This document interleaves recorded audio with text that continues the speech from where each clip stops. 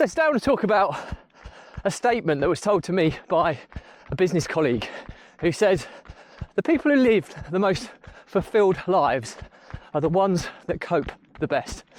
So quite a deep philosophical statement that, but I think a lot of it rings very true.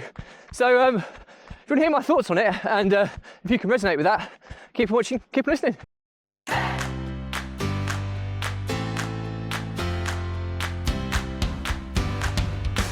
Welcome back to consecutive day 1851 of a diary of a runpreneur. And today's topic is all about a statement that was said to me by a business colleague who said the people who live the most fulfilled lives are the ones that cope the best.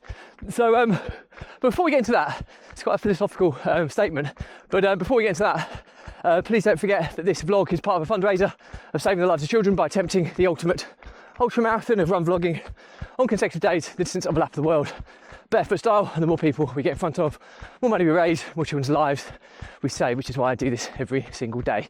So back to the topic at hand. Well, the people who live the most fulfilled lives are the ones that cope the best. It's an interesting statement. Some people would kind of listen to that and hear it and think it's pretty pessimistic or negative in some degrees, but in actual fact, it really hit home hard to me personally, and I think there's a lot that I kind of took from it. So my kind of opinion on this kind of phrase is that life is a journey. It's full of ups and downs. No matter whatever life you lead, there are going to be moments of sorrow and adversity and negativity, worry, stress, anguish, and there's going to be moments of pure joy, elation, euphoria, celebration, where things are going inevitably so well. But before I get into that, I'm just going past a horse now on my road. Hopefully this horse is not going to kick me, so I'm going to try and get over to the left-hand side to avoid any damage. Hiya! I hate running past horses and animals because you just don't know how they're going to react. But anyway, and I don't look like I wear the most inconspicuous colours. But anyway, back to the topic, yeah. And everything in between those kind of two examples I gave.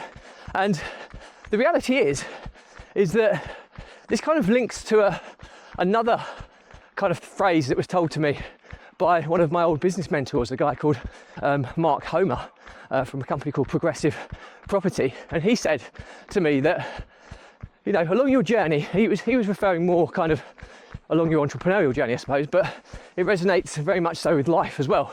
He says, things will happen in your life that something go really well, and that's great. You should celebrate them. They're wonderful. But the reality is, it's probably good, but it's probably not that good. And he said, conversely, you'll have moments in your life where you feel your world's falling apart, things are crumbling around you, things are like the worst things that could possibly happen. And he goes, yes, that's probably quite bad, but it's probably not that bad. And I think what he was trying to do there was eliminate the impact of emotion, because as humans, we have quite reactive emotions. So when things go well, the instant reaction is, woo, yes, celebration. And then when things don't go well, the reactive human emotion is worry, panic, fear, all these types of things that can amplify the impact of something quite considerably. So when things go well, we can amplify it to make us feel that it went better, or it's bigger or better than it really is. And when things go well but go wrong, it can make us feel that they're worse, or 10 times worse than they actually are. And I think that's really, really important to understand. So that's where I kind of link these two statements, that the people who live the most fulfilled lives are the ones that cope the best. Well, the reality is they're going through, it's all relative, so they're going through the highs and lows, the ups and downs of life, as all of us does, but they're the ones that are coping with those events better. So they're celebrating the wins, absolutely, but they're tapering them a little bit to not get too far ahead of themselves and, be unrealistically optimistic when, optimism is good, but tapered, realistic optimism is better. And in the same regard, when things go horribly wrong and we think our world is crumbling apart, well, they manage to kind of put things into perspective and go, yes, it's bad, but it's not as bad as we might fear it really is, and this is what we're going to do about it.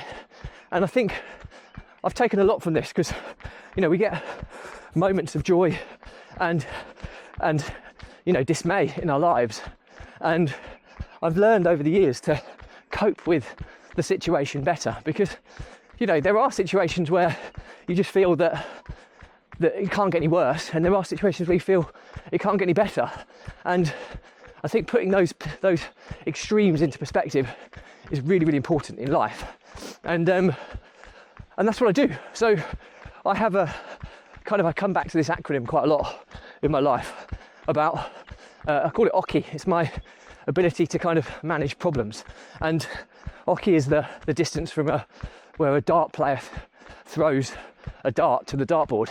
And obviously if your intention is to hit a bullseye or treble 20 or whatever your target is, in this analogy, it's trying to find the solution to the problem. And to get there, you have to kind of overcome the OCI, so to speak. And I've used an acronym that O stands for opportunity, that anything that kind of comes at me, good or bad, is an opportunity to grow. Whether I piggyback it in a positive way and grow with it, or if it's a problem, it's an opportunity for me to solve it and to grow as a person. So I look at it as an opportunity, and that way instantly it frames the situation as something that I can resolve rather than just sheer panic about what's happened. Then you've got the C, which is control.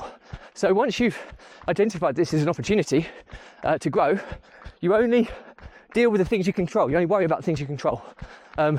Anything outside of that, there's no point worrying about it, because you can't affect it. When something happens, then you can deal with whatever has happened. But if you're dealing with permutations of what may or may not happen, you can't control it. So there's no point wasting emotional energy worrying about it.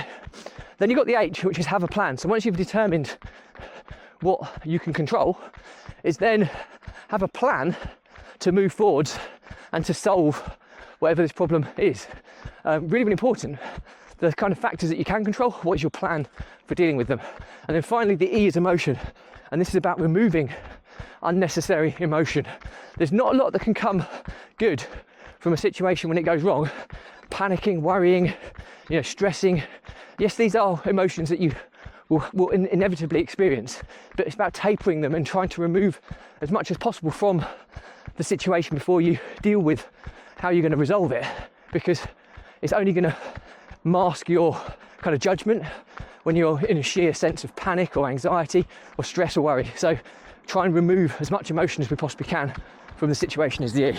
And that's how I kind of cope. This is my coping mechanism alongside this running vlog. When stuff goes wrong or right in my life, I get this small window every day where I get to reflect upon it. And I'm out in nature, which is instantly calming and tranquil and soothes my kind of emotions and gives me some balance in my kind of feelings.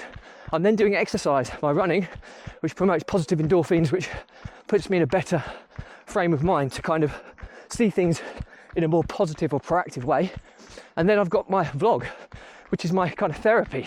I'm unloading my feelings, I'm talking, I'm unloading the stresses, the pressures of life every day. It's my coping mechanism for stress. And that kind of allows me to keep balanced and keep my mental health in a really good place so that I can move forwards in the coming days. So I've taken this kind of to heart. So the learning from my diary today is that somebody told me, a business colleague said that the people who live the most fulfilled lives are the ones that cope the best. And to me, that means that life is full of ups and downs. It's a journey. It's all relative. Even people who we perceive to have the best lives ever are going to have the ups and downs of life. The great highs and the great lows. And you have to have both to really kind of understand and appreciate the highs. You don't appreciate the highs if you haven't had the lows. You don't appreciate the lows if you haven't had the highs. And I think the statement means is that the people who have the most fulfilled lives, the most happy, successful, joyous lives are the ones that cope with this journey the best. So they don't get too ahead of themselves when things are going well, and they don't get too low or depressed or anxious or worried when things don't go so well. And they enable themselves to have this kind of balanced view where they can cope with whatever life presents them and deal with it. And I think that is the absolute secret. So hope you find this one useful. It's been really, really useful for me because my life is full of ups and downs just like everybody else's. And I feel that as every year goes past, as every day goes past, I'm getting better at learning how to cope with what life throws at me. And that keeps me in a much better place mentally, which enables me to appreciate and be grateful for what I have. So I hope you find that useful. Any questions or comments, anything relevant, I'll respond to. Do remember though, if you believe in my mission of saving the lives of children by attempting the ultimate ultramarathon of run vlogging on consecutive days, the distance of a lap of the world, barefoot style, do give this a subscribe, share, like and comment. More people we get in front of, more money we raise, more children's lives we save, which is why I do this every single day. Thank you as always. Stay positive, stay happy, and I'll see you again tomorrow.